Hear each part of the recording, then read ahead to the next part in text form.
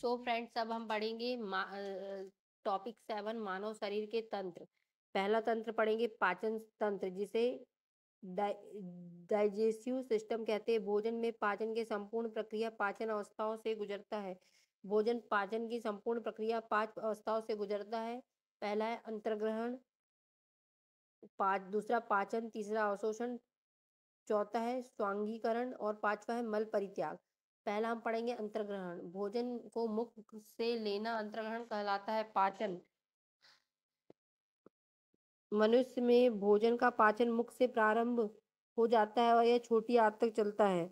मुख में स्थित लार ग्रंथियों से निकलने वाले एंजाइम टाइलिन भोजन में उपस्थित मंड को माल्टोज शर्करा में अपघटित कर देता है। फिर माल्टोज नामक एंजाइम माल्टोज शर्करा को ग्लूकोज में परिवर्तित कर देता है। लाइसोजाइम नामक एंजाइम भोजन में उपस्थित हानिकारक जीवाणु को नष्ट कर देता है। इसके अतिरिक्त लार में उपस्थित शेष पदार्थ बफर कार्य करते हैं। इसके बाद भोजन आमाशय में पहुंचता है। स्टमक में पाचन। आमाशय में भोजन लगभग 4 घंटे तक रहता है। भोजन में आमाशय में पहुंचने पर फाइलोरिक ग्रंथियों में जठर रस निकलता है। यह हल्के पीले रंग का अम्लीय द्रव्य है, जिसका पीएच मान 1.5 से लेकर 3.5 के बीच होता है।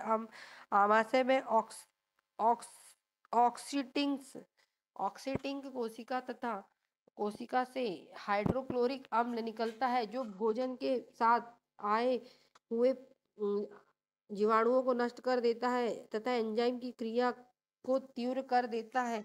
हाइड्रोक्लोरिक अम्ल भोजन के माध्यम को अम्लीय बना देता है, जिससे लार की टाइलिन की क्रिया समाप्त हो जाती है। आमाशय से निकलने वाले रस में एंजाइम होते हैं पेप्सिन तथा रेनिन। ये क्या होते हैं? एंजाइम होते हैं। पेप्सिन प्रोटीन को खंडित कर पेप्सिन जो होता है ना, वो प्रोटीन को खंडित कर सरल पदार्थों पेप्टोन्स में परिवर्तित कर देता है और रेनिन दूध में घुली हुई प्रोटीन कैसिनोजेन को ठोस प्रोटीन कैल्शियम पैराकैसिनेट के रूप में बदल देता है। जीभ, टंग,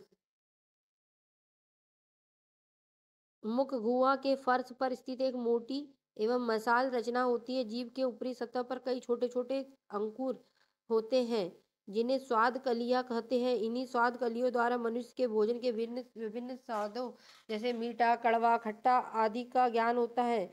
जीभ के अग्र भाग को मीठे स्वाद का, पश्च भाग को कड़वे स्वाद का तथा बगल के भाग को खट्टे स्वाद का आभास होता है। जीभ अपनी गति के द्वारा भोजन को निगलने में मदद करता है।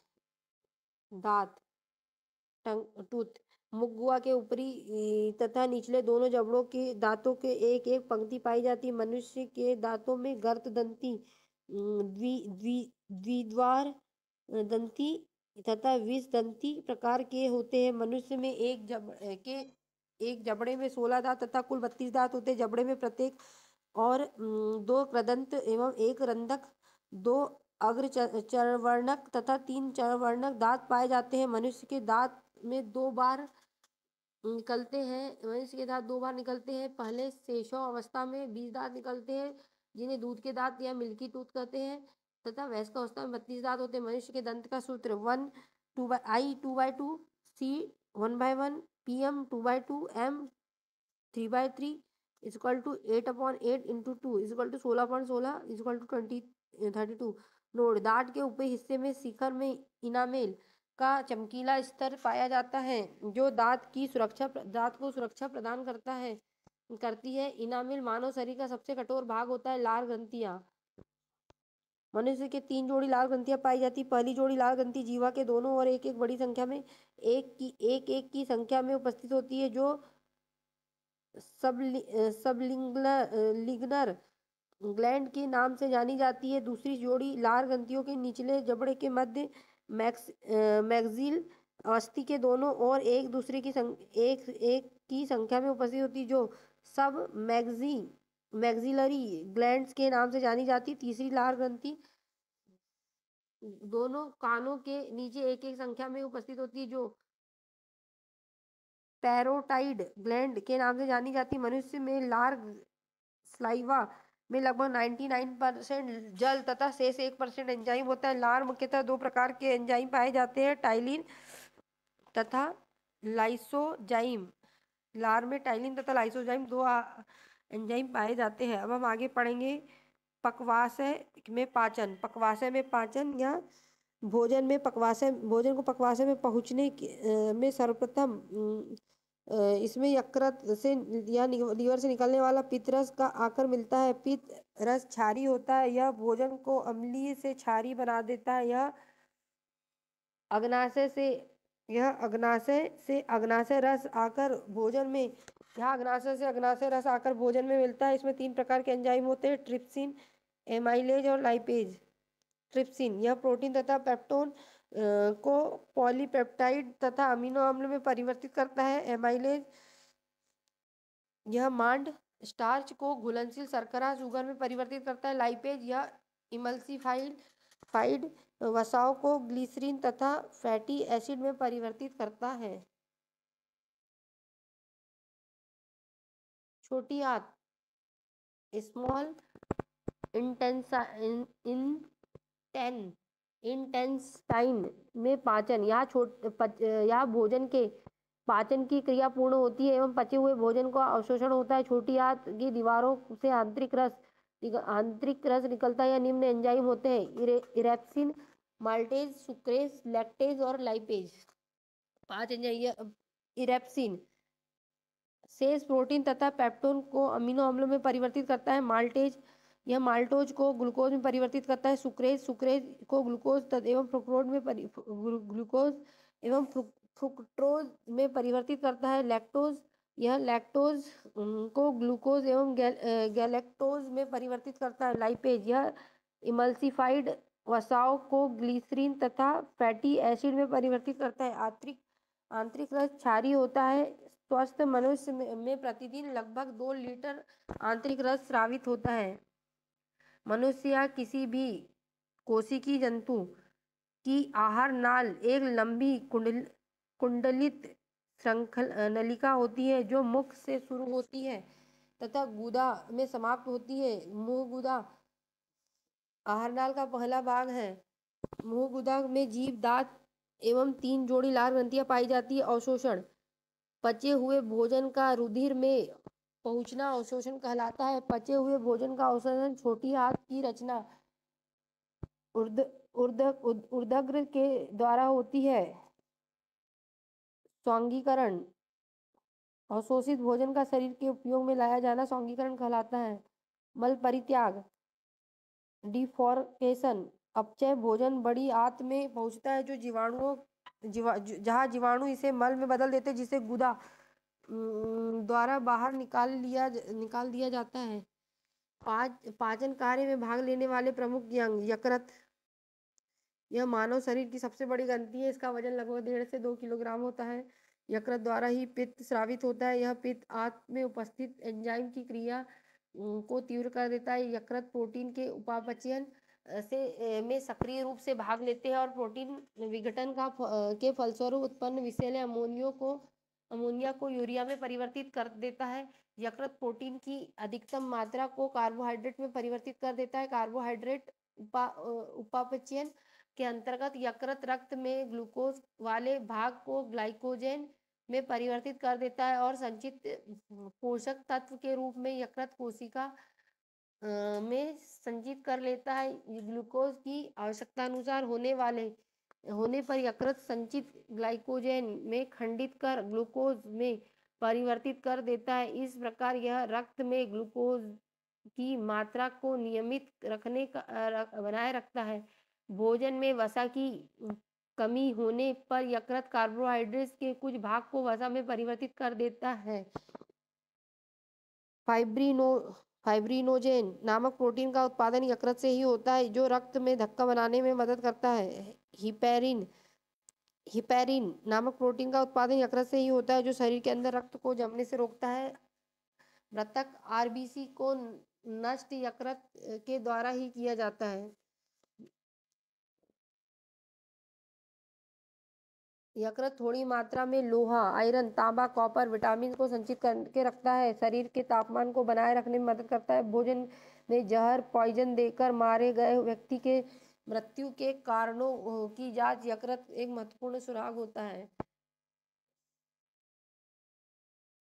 पित्ताशय या ब्लेंडर। पित्ताशय नाशपाती के आकार की एक थैली होती है जिसमें यकृत से निकलने वाला पित्त जमा रहता है।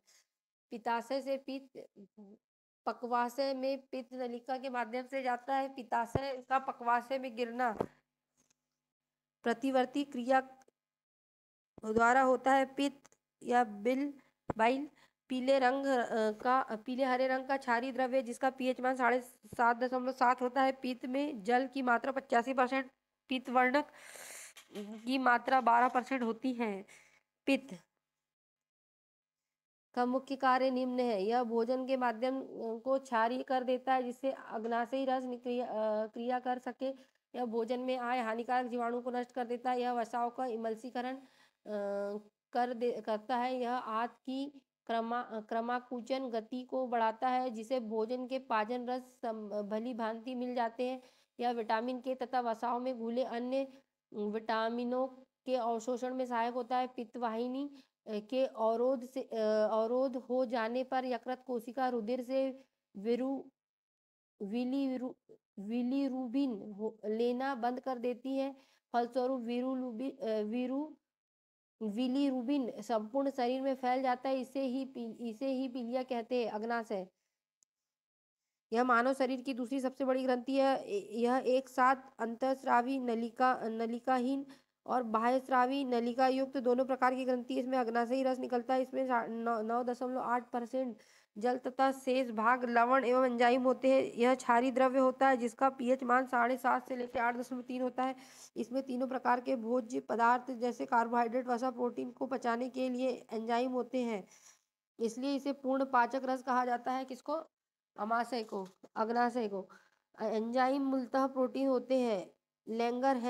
दीपिका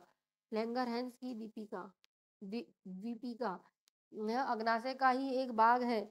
इसकी खोज लैंगरहैंस नामक चिकित्सा शास्त्री ने की थी। इसमें बीटा कोशिका, बीटा सेल तथा इंसुलिन, अल्फा कोशिका, अल्फा सेल तथा ग्लूकागॉन एवं गामा कोशिका, गामा सेल तथा सोमेटोस्टेटिन नामक हार्मोन्स निकलता है। इंसुलिन यह अग्नाशय के एक भाग लैंगरहैंस की दीपिका के बीटा कोशिका द्वारा स्रावित होता है। इसकी खोज फ्रेडरिक बेंटिन चार्ल्स बेस्ट ने 1921 में की थी। 1922 से पहली बार लियोनार्ड थॉमसन को कनाडा में इंसुलिन का इंजेक्शन दिया गया था। यह ग्लूकोज से ग्लाइकोजेन बनाने की क्रिया को नियंत्रित करता है। इंसुलिन में अल्प श्रवण से मधुमेह या डायबिटीज नामक रोग हो जाता है। रुधिर में ग्लूकोज की मात्रा बढ़ना मधुमेह कहलाता है। इंसुलिन के अतिश्रवण से हाइपोग्लाइसीमिया नामक रोग हो जाता है जिसमें जनन क्षमता एवं दृष्टि ज्ञान कम होने लगता है। ग्लूकागॉन यह ग्लाइकोजेन को पुनः ग्लूकोज में परिवर्तित कर देता है। सोमेटोस्टेटिन यह पॉलीपेप्टाइड हार्मोन है जो भोजन को स्वांगीकरण की अवधि को बढ़ाता है। पाचन का सारांश ग्रंथि रस एंजाइम भोज्य पदार्थ प्रक्रिया के बाद लार अम्लीय।